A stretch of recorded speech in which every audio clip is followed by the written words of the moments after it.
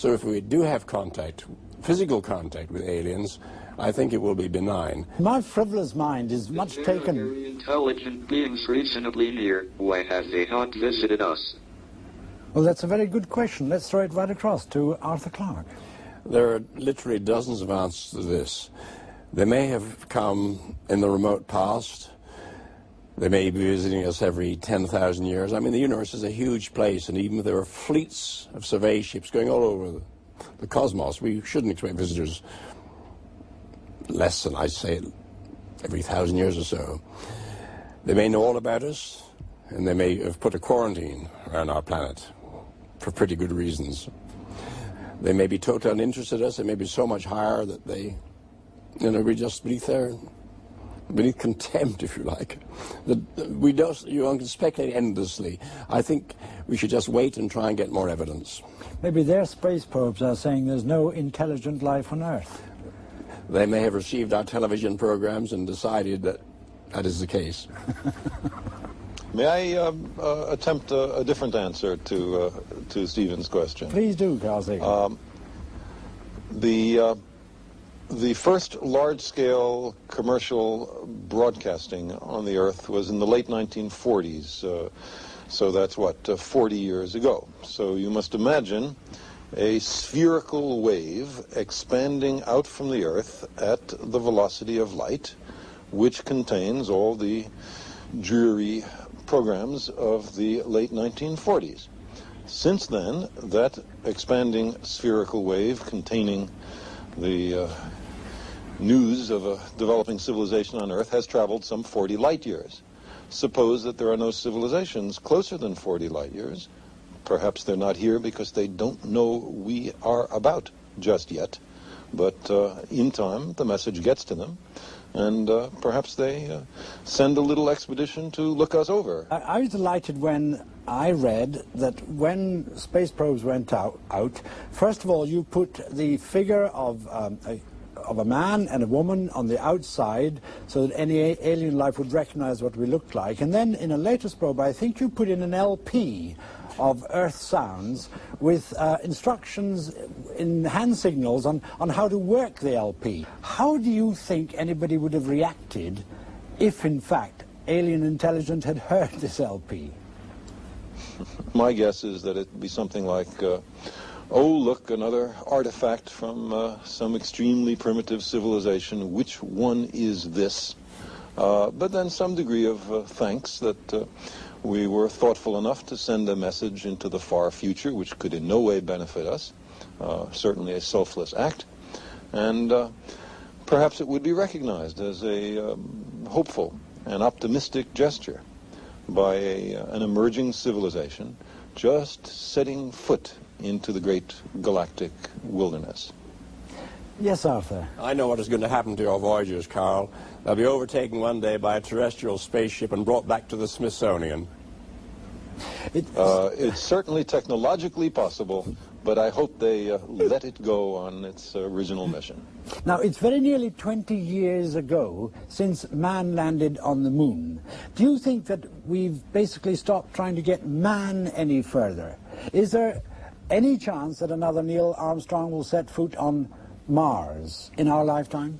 The United States and the Soviet Union have managed to booby-trap the planet with about 60,000 nuclear weapons, with a little help from Britain, France, China, and Israel. A tiny fraction of those weapons is enough to destroy the participating nations, certainly, the global civilization possibly, and the human species just maybe. It is now time for the United States and the Soviet Union to demonstrate that they can undo this specter, that they can demonstrate their ability to work together on high technology for peaceful, hopeful purposes that carry us into a benign 21st century. And that is why I support the idea of joint U.S.-Soviet cooperation in the exploration of Mars, leading up to an international manned, and by the way, womaned, mission to the planet. Americans and Soviets, as representatives of the human species, other nations, I presume, would also be involved, and then a glorious, whatever it would be, few-month period in which Mars, I have a globe of it right next to me, in which Mars would be explored. There are hundreds, for example, hundreds of ancient river valleys on Mars. Mars is today bone dry. It was once much warmer, much wetter, much denser atmosphere, much more Earth-like. What were those conditions like? Why did an Earth-like planet get converted into this deep ice age condition that Mars has today? And is there life there? Could there once have been life? Are there fossil forms? There are extraordinary, enigmatic geological features on the planet. What is their nature?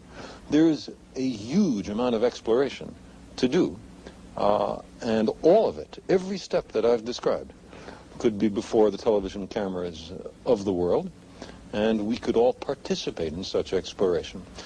Is it not a danger that the human bits that we take with us will pollute and destroy something enormously precious out there simply because we're so inquisitive about it? Arthur. Well, as to the question, should human beings go to the other planets, I think the answer to that is, well, we could have stayed in Europe and explored America by robots. It might have been, it certainly saved a lot of human lives, but of course we didn't. We went there and lived in this new continent. Now, admittedly, Mars, in fact, none of the planets in the solar system is anything like as benign as the United States or the other parts of this planet. But one day, people are going to call them home. There will be Martians one day, and they'll be our great-grandchildren, and they'll think Earth probably is a horrible place in which to live. Now, as to whether we will pollute these environments, yes, to some extent. Of course, colonization always involves the destruction of what was there first. And I'm quite sure in the next century, in fact, already it started. There's a conference on the pollution of space planned in the United States in the very near future. This is already a serious problem in near-Earth space. But we have to control it. I mean, you have to cut down forests on this Earth to make new cities, and on the moon, I'm afraid one day we may have to abolish much of the lunar vacuum, and on Mars we may have to change the atmosphere. But I do hope we will leave bits of the universe in a pristine condition. But are we also going to have to change ourselves on Mars? I mean, are we going to have to evolve differently? Mars will change us. In fact, this is part of the evolutionary progress. By going out into new environments, by occupying new biological niches, that is the way we progress and discover the universe and explore and perhaps fulfill our destiny. Do you think that other planets might have the same kind of system in which there would be a morality, in which there would be people taking moral attitudes, which may not necessarily be the same as ours, of course? Well, all societies must have some moral structure. I mean, otherwise you just can't have a society. I mean, there must be understand rules, the way you behave to our neighbors. And even if the societies consist of machines, they must have a machine language so they can agree to react together. So morality in some way is essential and universal. Now, Professor Hawking, in the very last paragraph of your book, you say that if we discover a complete theory of the universe, then it should in time be understandable in broad principle to everyone and not just to a few scientists. And when that happens, all of us will be able to start discussing the why rather than the how. And I quote, "If we find the answer to that, it would be the ultimate triumph of human reason, for then we would know the mind of God." Do you think that God can intervene in the universe as he wants, or is God too bound by the laws of science? The question of whether God is bound by the laws of science is a bit like the question, can God make a stone that is so heavy that he cannot lift it? I don't think it is very useful to speculate on what God might or might not be able to do. Rather, we should examine what he actually does with the universe we live in. All our observations suggest that it operates according to well-defined laws.